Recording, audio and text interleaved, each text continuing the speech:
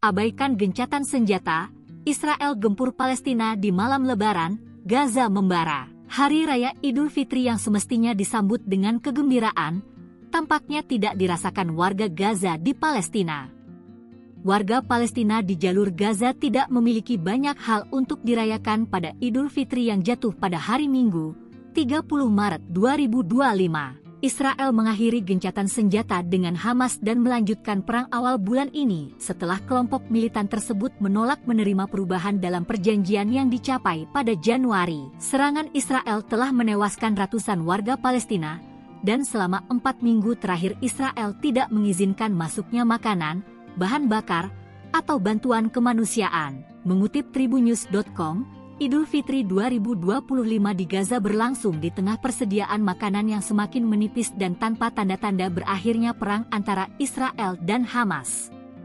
Banyak yang melaksanakan salat di luar reruntuhan masjid pada Hari Raya Idul Fitri, yang menandai akhir bulan puasa Ramadan. Seharusnya ini menjadi momen bahagia ketika keluarga berkumpul untuk berpesta dan membeli pakaian baru untuk anak-anak, namun sebagian besar dari 2 juta penduduk Gaza hanya berusaha bertahan hidup.